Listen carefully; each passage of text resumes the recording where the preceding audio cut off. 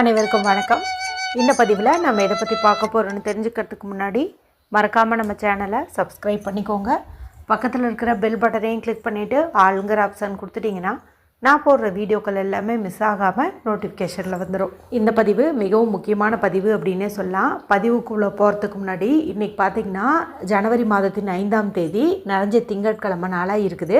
அது மட்டும் இல்லாமல் இந்த திங்கட்கிழமை பார்த்திங்கன்னா நமக்கு இந்த வருஷத்தில் அதே போல் இந்த மாதத்தில் வரக்கூடிய முதல் திங்கட்கிழமைங்க. எப்போதுமே மாதத்தின் முதல் திங்கட்கிழமை அன்னைக்கு பணவசிய பரிகாரம் சொல்கிறது நம்ம சேனலோட ஸ்பெஷாலிட்டி. ஏற்கனவே காலையில் அது சம்மந்தப்பட்ட ஒரு வீடியோ வந்து போட்டிருக்கிறேன். ஒரு குறிப்பிட்ட பொருளை இன்றைக்கி இரவுக்குள்ளே நீங்கள் தண்ணீரில் போட்டிங்க அப்படின்னாவே போதும், உங்களுக்கு பல வழியிலிருந்துமே பணம் தேடி வரும் அப்படின்னு வந்து சொல்லலாம். இது வரைக்கும் நீங்கள் அந்த வீடியோ பார்க்காம இருந்தீங்கும்போது எண்டு ஸ்க்ரீனில் லிங்க் கொடுக்குறேன், மறக்காமல் செக் பண்ணி பாருங்கள். அதே போல் மார்கழி மாதம் பார்த்திங்கன்னா முடியறதுக்கு நமக்கு இன்னும் ஒரு 9 நாட்கள் தான் வந்து இருக்குது. இதில் ஒரு 6 நாட்கள் மட்டுமாவது பிரம்ம முகூர்த்த நேரத்தில் முருகப்பெருமான் வழிபாடு ஒரு குறிப்பிட்ட நைவேத்தியம் வச்சு நீங்கள் வழிபாடு செய்யும்போது கேட்டதுக்கு மேலேயே உங்களுக்கு வரம் கிடைக்கும் அப்படின்னே வந்து சொல்லலாம். இப்போ நான் மேலே சொன்ன அந்த 2 வீடியோனுடைய லிங்க்கும் எண்டு ஸ்க்ரீனில் கொடுக்குறேன், பார்க்காதவங்க பார்த்து தெரிஞ்சுக்கோங்க. அதே போல் 2026ஆம் ஆண்டு கேலண்டர் வாங்கியிருந்தீங்க அப்படிங்கும்போது அதை மாட்ட வேண்டிய சரியான திசை குறித்தும் ஒரு பதிவு வந்து போட்டிருக்கிறேன், அதனுடைய லிங்க்கையும் கொடுக்குறேன், பார்த்து தெரிஞ்சு வச்சுக்கோங்க. சரி, இப்போது இந்த பதிவுக்கான விளக்கத்துக்குள்ளே போகலாம். நாளைக்கு பார்த்திங்கன்னா நமக்கு ஜனவரி மாதத்தின் 6ஆம் தேதி மார்கழி மாதத்தின் 22ஆம் தேதி நிறைஞ்ச செவ்வாய்க்கிழமை. செவ்வாய்க்கிழமை அப்படிங்கிறது முருகப்பெருமானுடைய வழிபாட்டுக்கும் அவங்கள அதிபதியாக கொண்ட செவ்வாய் பகவான் வழிபாட்டுக்கும் ஏற்ற ஒரு நாளாக கருதப்படுது. இந்த நாளை மேலும் விசேஷம் சேர்க்கும் விதமாக மார்கழி மாதத்திற்குண்டான தேய்பிறை சதுர்த்தியான சங்கடகர சதுர்த்தியும் நாளைக்கு நமக்கு தொடங்க இருக்குது. இந்த சதுர்த்தி திதியானது நாளை மதியம் 12:17 அப்படிங்கும்போது தொடங்குதுங்க. இது புதன்கிழமை காலை 11:35 வரைக்கும் இருக்குது. பொதுவாகவே வளர்பிறை சதுர்த்தியை காலை நேரத்துலையும் தேய்பிறை சதுர்த்தியான சங்கடகர சதுர்த்தியை மாலை நேரத்துலையும் நம்ம விநாயகர் பெருமான் வழிபாடு கோவில்லையோ அல்லது வீட்லேயோ செய்யும்போது நம்மளுடைய கோரிக்கைகள் யாவும் வந்து நிறைவேறும்னே சொல்லலாம். நம்மளுடைய சேனலில் கூட மார்கழி மாதத்தில் ஒரு 11 நாட்கள் விநாயகர் பெருமான் வழிபாடு வீட்டில் ஒரு குறிப்பிட்ட முறையில் தீபமேத்தி வழிபாடு செய்யுங்கன்னு சொல்லியிருப்பேன். ஏன்னா அது பார்த்திங்கன்னா கைமேல் பலன் தரக்கூடியது அப்படின்னு வந்து சொல்லலாம். ஏன்னா மார்கழி மாதத்துக்கும் விநாயகர் வழிபாட்டுக்கும் அவ்வளவு தொடர்பு வந்து உண்டு. ஒருவேளை இப்போ பார்த்திங்கன்னா இப்போ தேதி வந்து 21 ஆயிடுச்சு, நம்மளால் அந்த 11 நாள் வழிபாடு செய்கிறது கொஞ்சம் சிரமம்தான். இருந்தாலும் இந்த சங்கடகர சதுர்த்தி கிடச்சிருக்குது பார்த்திங்களா, இதுவே ஒரு பெரிய விஷயம். இதுக்கு நமக்கு ஒரு அற்புதமான நாள்லேயும் வந்திருக்குது. இப்போ அங்காரகனுக்குரிய செவ்வாய்க்கிழமை நாள் நம்மளுடைய கஷ்டங்கள், கடன்கள், வறுமை நிலை எல்லாமே நீக்கக்கூடிய ஒரு நாள்னு சொல்லலாம். அதனால் நீங்கள் அந்த 11 நாள் வழிபாடு செய்யலினாலும் கூட இந்த ஒரு செவ்வாய்க்கிழமை நாளில் நீங்கள் வழிபாடு செஞ்சீங்க அப்படின்னாவே உங்களுக்கு நல்ல பலன் வந்து நிச்சயம். நான் அந்த பதிவில் ஒரு தீபம் ஏற்றக்கூடிய முறை குறித்து சொல்லியிருப்பேன். அந்த ஒரு விஷயத்தை நீங்கள் நாளைய நாளில் கூட தாராளமாக வந்துட்டு செய்யலாம். சரிங்களா, அற்புதமான பலன் உங்களுக்கு கிடைக்கும். அதுவும் நாளைக்கு நீங்கள் மாலை நேரத்தில் செய்கிறது காட்டிலும் புதன்கிழமை காலையில் பார்த்திங்கன்னா நமக்கு 11:35 வரைக்கும் அந்த சதுர்த்தி திதி இருக்குது. அப்போ நான் சொன்ன அந்த பூஜை வந்து பிரம்ம முகூர்த்த நேரத்தில் தான் செய்யணும்னு சொல்லியிருந்தேன். இப்போ புதன்கிழமை காலையில் நீங்கள் செய்கிறது ரொம்பவுமே பொருத்தமாக இருக்கும். ஸோ பார்த்து அதன்படி கூட செய்யுங்க. சரி, இப்போது நம்மளுடைய சங்கடங்கள், வாழ்க்கையில் இருக்கக்கூடிய கஷ்டங்கள், கவலைகள், கடன்கள், நோய்கள், இதெல்லாம் தான் சங்கடங்கள். இதெல்லாம் நீங்கக்கூடிய நாள்னு பார்க்கும்போது இந்த சங்கடகர சதுர்த்தியை சொல்லலாம். செவ்வாய்க்கிழமை நாள்லேயும் நம்ம வந்து கடன் தீர்வதற்காக வழிபாடு செய்வோம். ஸோ ரெண்டுமே பார்த்திங்கன்னா நம்ம கஷ்டங்களை போக்கக்கூடிய ஒரு நாள் தான். ரெண்டும் சேர்ந்து ஒரே நாளில் வந்திருக்கிறது இன்னும் சிறப்பு அப்படின்னு வந்து சொல்லலாம். இப்போ நான் சொல்லக்கூடிய இந்த ஒரு பரிகாரத்தை நீங்கள் கோவில்லையும் செய்யலாம் அல்லது வீட்லேயும் செய்யலாம். ஆனால் மாலை நேரத்தில் செய்யுங்க. ஏன்னா நமக்கு மதியத்துக்கு மேலே தான் இந்த சங்கடகர சதுர்த்தி திதியானது தொடங்குது. அதனால் மாலை ஒரு 4 மணிக்கு மேலே, 5 மணிக்கு மேலே, இரவு ஒரு 9 மணிக்குள்ளே அந்த மாதிரி கணக்கு வச்சுக்கிட்டு நீங்கள் இந்த ஒரு பரிகாரத்தை செய்யலாம். மறுபடியும் ஒரு முறை சொல்லிடுறேன், நீங்கள் கோவில்லையும் செய்யலாம், வீட்லேயும் செய்யலாம். சரிங்களா? சரி, இது வந்து ஒரு பூஜை சம்மந்தப்பட்ட விஷயம் அப்படிங்கிறதுனால சுத்தமாக இருக்கிற பெண்கள் வந்து செய்கிறது நல்லது. பீரியட்ஸில் இருக்கிறவங்களுக்கெல்லாம் வேறு ஒரு பரிகாரம் அடுத்த பதிவில் வந்துட்டு சொல்கிறேன். சரி, இதுக்கு நமக்கு தேவையானது அப்படின்னு பார்த்திங்கன்னா ஒரு 2 பொருள் வந்து தேவைப்படுது.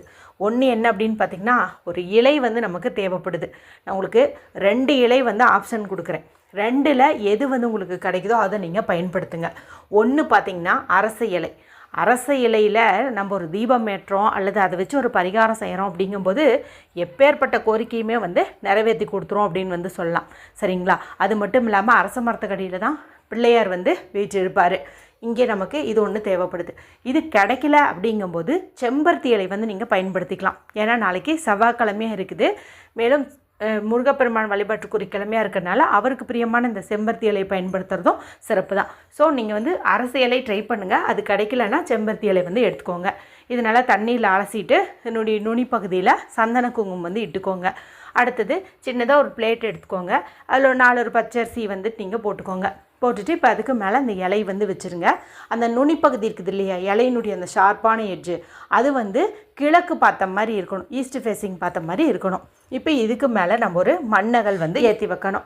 மண்ணகல் வந்து ஆல்ரெடி யூஸ் பண்ணிருந்தா இருந்தாலும் பரவாயில்ல, அதை நீங்கள் சுத்தம் பண்ணிவிட்டு மஞ்சள் குங்குமம் இட்டுக்கோங்க, பஞ்சு திரி போட்டுக்கோங்க. இதை வந்து நம்ம விநாயகர் பெருமானுக்குன்ட்டு ஏற்றுறதுனால இதில் தேங்காய் எண்ணெய் வந்து நீங்கள் ஊற்றிக்கோங்க. இப்போ நீங்கள் இந்த தீபத்தை வந்து ஏற்றி வைங்க. இந்த தீபமானது கிழக்கு திசை பார்த்த மாதிரி எரியணும், அதாவது ஈஸ்ட் ஃபேஸிங் பார்த்த மாதிரி எரியணும். இலையினுடைய நுனிப்பகுதியும் ஈஸ்ட் பார்த்த மாதிரி தான் இருக்கணும்.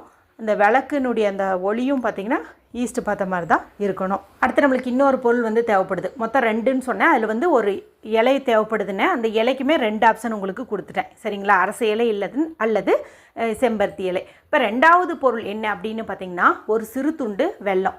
வெல்லமோ கருப்பட்டியோ ஏதாவது ஒன்று இனிப்பு பொருள் வந்துட்டு நம்ம ஒரு சிறு அளவுக்கு எடுத்து இந்த விளக்குக்கு பக்கத்துலேயே வந்து வச்சிடணும். இப்போ இந்த தீபச்சுடரை பார்த்த மாதிரியே உங்கள் வாழ்க்கையில் இருக்கக்கூடிய சகல விதமான கஷ்டங்களும் உங்களை விட்டு நீங்கணும்னு மனதார விநாயகர் பெருமானை வேண்டிக்கோங்க. இந்த சமயத்தில் நீங்கள் விநாயகர் பெருமானுடைய பாடல்கள் உங்களுக்கு எது தெரிஞ்சாலும் சொல்லலாம், மந்திரங்கள் எது தெரிஞ்சாலும் சொல்லலாம். இல்லைனா ஓம் கம் கணபதியே நமக இதை கூட நீங்கள் வந்துட்டு சொல்லலாம். இல்லைனா ஓம் விநாயகனே போற்றி, ஓம் விக்னேஸ்வரனே போற்றி, இந்த மாதிரி கூட நீங்கள் வந்துட்டு சொல்லலாம். ஆத்மார்த்தமாக மனதார வந்துட்டு நீங்கள் வேண்டிக்கோங்க.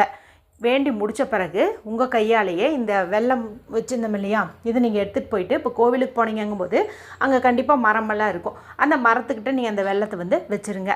இப்போ வீட்டில் தான் வழிபாடு செஞ்சுருக்கிறீங்க அப்படிங்கும்போது வீட்டுக்கு வெளியில் நிலைவாசல் படியிலையோ அல்லது கேட்டுக்கிட்டேயோ இல்லை ஏதாவது மரம் செடி கொடி இருக்குதுங்கும்போது அங்கேயோ இந்த வெல்லத்தை கொண்டு போய் வச்சுருங்க. இந்த வெல்லம் பார்த்திங்கன்னா கரையக்கூடிய தன்மை கொண்டது, அதாவது தண்ணி பட்டுச்சு அப்படிங்கும்போது அது வந்து கரைய ஆரம்பிச்சிடும். சரிங்களா, நம்மளுடைய கஷ்டங்கள் எவ்வளவுதான் இறுக்கமானதாக இருந்தாலும் அது நம்மளை விட்டு கரையணும் நீங்கணும் அப்படிங்கிறதுக்காக தான் இதை வந்துட்டு நம்ம பரிகாரத்துக்கு பயன்படுத்தியிருக்கிறோம். மேலும் இந்த வெல்லம்ங்கிறது இனிப்பு சுவை மிகுந்தது. இது எறும்பை பார்த்திங்கன்னா அட்ராக்ட் பண்ணும். இது எறும்புகள் சாப்பிட வரும். எறும்புகள் சாப்பிட்டு தங்களுடைய பசியை வந்து ஆற்றிக்கும். அப்போ எறும்பு வந்து நமக்காக வேண்டிக்கும், எனக்கு இந்த உணவு கொடுத்தவங்களுடைய கோரிக்கைகள் வந்து நிறைவேறணும்னு சொல்லி மனதார வேண்டிக்கும். இதன் மூலமாக நம்மளுடைய கர்ம வினைகள் குறைந்து கஷ்டங்கள் குறைந்து நம்ம என்ன கோரிக்கையை வச்சோமோ அது வந்து நிறைவேறியே தீரும்னு சொல்லலாம். வழிபாடுன்னு பார்க்கும்போது மிக மிக எளிமையான வழிபாடு தான், ஆனால் அளப்பரிய பலன்களை வந்து கொடுக்கும். முன்னாடியே சொன்ன மாதிரி மார்கழி மாதத்தில் நம்ம செய்யக்கூடிய விநாயகர் பெருமான் வழிபாடு கைமேல் பலன் தரும். சரிங்களா, மறுபடியும் நமக்கு இந்த சதுர்த்தி திதி பார்த்திங்கன்னா வளர்பிறை சதுர்த்தியை தை மாதத்தில் தான் வரும். மார்கழியில் நமக்கு கிடச்சிருக்கக்கூடிய கடைசி வாய்ப்பு தான் இந்த சங்கடகர சதுர்த்தி. அதனால் கஷ்டங்கள் தீர்வதற்கு அற்புதமான இந்த எளிய வழிபாட்டை நீங்கள் எல்லாருமே செஞ்சு பலனடையுங்க. வீடியோ குறித்து ஏதாவது சந்தேகம் இருந்தால் கமெண்ட் பண்ணுங்கள், பிடிச்சிருந்தால் மற்றவங்களோடையும் ஷேர் பண்ணுங்கள், லைக் பண்ணுங்கள். மற்றும் ஒரு பயனுள்ள பதிவில் உங்களை சந்திக்கிறேன். நன்றி, வணக்கம்.